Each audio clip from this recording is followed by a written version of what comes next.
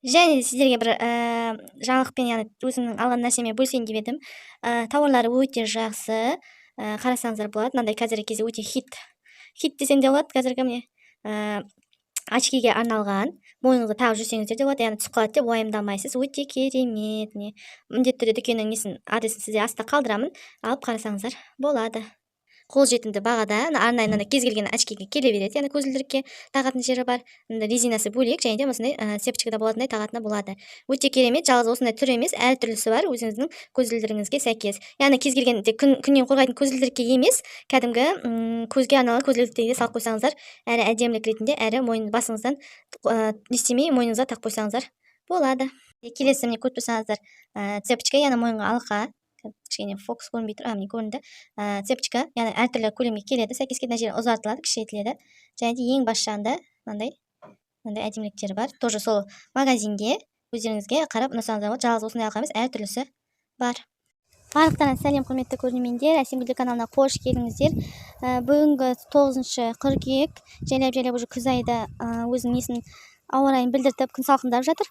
Сол себептен енді барлығы жиналып, реттестіріліп жатыр. Әзірге біздер арам шөптерден огородқа кіргізе алмай отырмын. Яғни бау-бақша тауықтар себебі биыл виноградымыз бар, сол себептен мен қорқып отырмын. Алдыңда өзінде кіріп кеткен өзінде редискілердің жерін бәрін қазып тастады. Редискілерді жинау керек болды. Енді сіздерге бүгінгі тақырыпты айтайын деп тұрғанымын.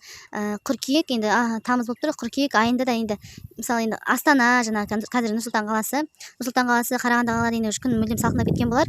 Бірақ та енді батыс қазақстан жақта, жаңа Атырау, жаңа Алматы, Шымкент жақта да әлі күнге деген егуге болатын нәрселер бар. Яғни біздің өзімізде де соны айта кетейін. Яғни қыркүйек айында, қыркүйек тіпті жаңағыдай неге шейін, қараша айына шейін қар түспесе егуге болатын нәрседе айтайын. Ең бірінші әрине ол білесіздер, укроп, кәдімгі укропты әлі егіп үлгерсеңіздер, осындай күйге шейін жеп үлгересіздер. Яғни тамаққа қолданып болсын, сақтап болсын үлгересіздер. Екінші, редискінді солай үлгересіздер. Яғни қазір мына жерде менің редискілер жинайтындай болып қалған, көрдіңіздер ма? Жинайтындай болып қалған әбден. Яғни екіншісінде осы редискіні ексеңіздер, міндетті түрде үлгересіздер.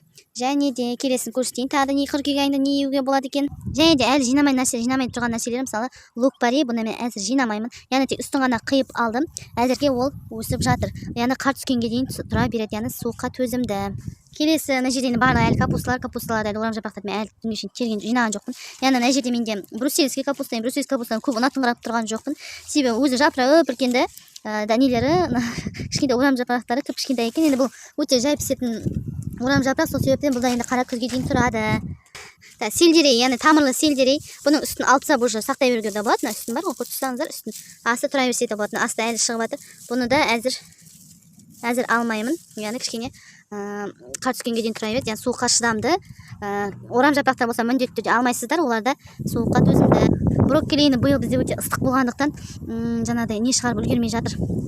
Өзінің жемісін шығарып үлгермей жатқандықтан мен үстіне тұқым шашып кеткендіктен алып тастадым. Жандарынан шығып жатыр. Енді көреміз қандай болады. Кішкентай осындай соғанда разымын. Цветной капуста да сондай тоже түрлі түсті. Биыл білесіздер, мен YouTube каналымда фиолетовый түсті, күлгін түсті, жаңағыда түрлі түсті капустаны екен болатынмын. Өте керемет шықты. Былтыр салқында болып тұрған тұр ғой. Биыл өте ыстық. Мен осыны сентябрь айында шығар тек қана. Енді қараңыздар, күн салқындағасын. Мына жерде бар еді. Жайлап бастап сары түрі шығады. Бұл сары түрі, былтырғы күлгін түсті болса, бұл сары түсті. Жайлап бастап шығып жатыр. Көреміз, бұнда алмаймын. Мына жерде қызылшалардың шамалысын жинадым. Шамалылар әлі тұр. Оларды әлі үшін қара түскенге шейін бұйыртса жата береді.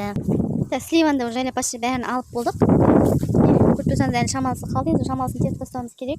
Бұл да пісті. Қышқылтыммен бірақ өте дәмді. Және де айта кететіндер, шөптесін тәріздестердің көбісін егуге болады. Мысалы шпинат бар, руккола деген сияқты барлығын егуге болады. Солай сауыңыз